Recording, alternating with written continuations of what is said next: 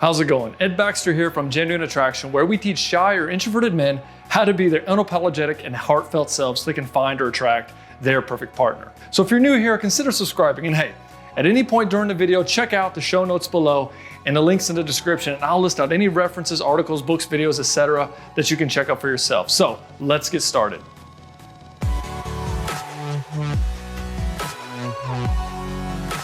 I know a thing or two about going through a breakup. I've been through a divorce, which you could call the ultimate breakup, and you're with this person for years, and so I know how difficult it really can be. And really what's going on is you're going through an identity crisis. You know, you put your life together with this person, and now you're going to have to reevaluate your identity. And so that's where a lot of the pain and frustration comes from, is you just don't know what's going on. So let's start out with some things you don't want to do. The first thing is you don't want to contact your ex for any reason. You know, that includes don't go Facebook stalking or looking her up, and just in your mind assume that it's forever over and look towards your life being without her forever. And ultimately, you need to realize that she did you a fucking favor and she freed you from a probably really bad circumstance. And the reason that you don't want to contact her is because you're going to go through these relapses. Now, these emotions are going to come in waves. You're going to go through all this sadness and frustration and everything. So just allow your emotions to happen. Now, of course, have a little bit of respect for your surroundings and what's going on in your life. You know, don't break down when you're out with all your friends. Obviously, that'd be embarrassing, but you really need to allow your emotions. So don't distract yourself. To the best of your ability, don't go watching TV and playing on your phone and looking at porn and sports and all that stuff. What you need to do is find a quiet place and allow your emotions to come up and ask for them to do their worst and feel them fully. And that's pretty much it. At some point, they will go away. They'll run out. Now, the cool thing about grief is it is a finite emotion. And it will run itself out if you just sit there with the emotions, you just let them happen. But that can be kind of hard to do. You know, you want to say, hey, emotions come up, do your worst, and just sit there and feel them. Now, one thing you don't want to do is you don't want to be adding extra to it. You don't want to be like thinking about your old favorite places and all that kind of stuff. You know, you don't want to be indulging in the depression. You just want to allow the emotions to be there with no extra added value. So in other words, I'm not going to go sitting in a room with candles and listening to whatever, kind of like Whitney Houston or something, trying to like make it worse. You know, I'm not going to indulge in the emotions, but I'm going to let them come up and I'm going to feel them fully, and I'm going to breathe in my lower belly and just really be with the emotions. And at some point they will run out. And this is the first thing you need to do, because a lot of guys, we just hide from it. We don't go and feel our emotions a lot of the times. And so people say, oh, time heals all. The only reason that time heals all is because that's just how long it takes to repress or suppress the emotions of the breakup. So you don't want to do that. You want to just allow the emotions to come up, and they do come in waves. So, you know, at first it'll be really bad, and you'll sit there with them and you'll cry and you'll go through all this stuff and you'll be in private and it'll be embarrassing or whatever. Who cares? But the next time it won't be as bad, and the next time and the next time. But if you do this process every day, you can cut down the pain of a breakup down to just a couple of days.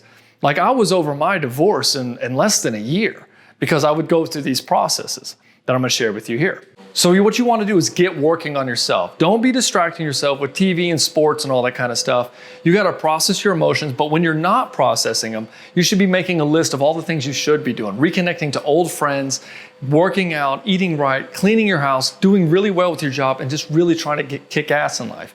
And it's good to get really tactical by making a list and following that list.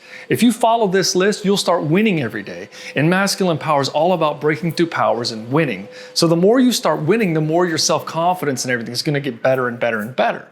And because you're processing your emotions, their bad emotions aren't going to sabotage you as much whenever you're trying to do the things that you need to do. Now, the next thing you need to do is get social. You need to start being more social with your friends, reconnect with your old friends if you lost contact. And I know a lot of guys, they'll lose contact with their friends when they get in a relationship because they're like, oh, this relationship's so good, it meets all of my social needs. But the problem is that when you do that, you lose your identity, and your identity becomes more of the relationship. So you got to go back and refine that identity. You got to reconnect with it. And by doing, and by making more friends, you're going to reconnect with your identity. And you need to be with people that are supportive of you, like your family and your friends. And you need to be able to talk to these people about what was going on, because they'll help you deconstruct the relationship dynamic. And you may notice that they didn't like who she was, or they didn't like how you became when you were with her. And they'll tell you these things. You need to ask for that feedback and deal with it.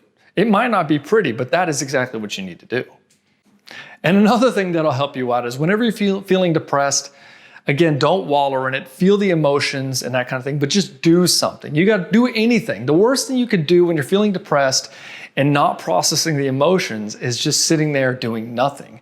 So force yourself to do something and figure out where you're failing and forgive yourself. You know, a lot of this is you really beat yourself up because you're like, what did I mess up? How did I screw this up? And why did she dump me and all that stuff? And you'll get that closure. And that'll come to you in time as you start really moving forward for yourself. But you really got to be kind to yourself. You know, don't beat yourself up because she wasn't there. You know, she broke up with you, or maybe she cheated on you or something like that with some other guy. And if you're Facebook stalking her and stuff like that, like I said earlier, you're not going to be able to forgive yourself. You're just going to start wallowing in it, and you don't need to do that. So if you're feeling like you'll never find a new girl, then a good thing to do is to actually go out and get some validation. You know, start casually dating. And I know a lot of people say you shouldn't do this, but I think it's a good thing to do as long as you know what it is you're doing and you don't commit to her. Because sometimes a little validation is enough to make you feel all right again. You know, if you've been like in a sexless marriage or something, or you've been in this relationship where she's just slowly withdrawing from you physically, going out and getting laid can actually help you out quite a bit. You'll start to feel like the world's a little bit brighter because now you realize you can get needs met other places and you're not so dependent on this relationship that you had. But just realize that validation isn't genuine, heartfelt connection. So you're still going to miss being with her, but at least that part of it will feel better. Now, just remember that's a quick pill, and it can be addicting to keep chasing after a new woman to get that validation and just chase sex. So, you know, be careful with that, and don't commit to any of these women because you're not in a place to have a relationship. Don't rebound and commit to them, and you're still grieving. You know, that's not really fair to her, and it's not fair to yourself. You're really that's another way you can distract yourself permanently is just recommit to another woman. You're like, oh, well, I'll just jump into this and I'll be revalidated and I can just reassume my identity with this person. No, don't do that. That's bad. So some people say you shouldn't date until you're over it, but I find that dating while processing, as long as you don't commit, is a great and fun way to get over it. And it shows that you can have abundance in your life and really be and have a great time doing it. But be very deliberate in who you want to commit to again. Because if you commit to a woman too early and you haven't fully processed this, then you're not doing her a favor, you're not doing yourself a favor, and you're really just distracting yourself from what was happening. And you're probably going to fall into the same trap again. And this woman may dump you as well, or you'll find another woman that's codependent with you. And you don't want to do that. And I highly recommend doing all these things that I'm talking about at the same time.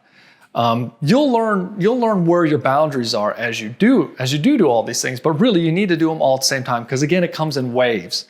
It comes in waves. The depression, and then you're gonna fail when you're trying to work out, and you're gonna fail when you're trying to do well with your job until everything kind of settles down. So you want to do all these things at the same time. Again, have a social life, work out, be the best man you can be, and date around and have a good time. Get a little validation out there while you're doing it, but don't commit to anybody because it's not fair to them while you're going through all this. But what I really want to know is what kind of things have you tried and done successfully to better yourself and to get back into your own power after a breakup? Share with me in the comments below. I'd love to hear it. I read them all.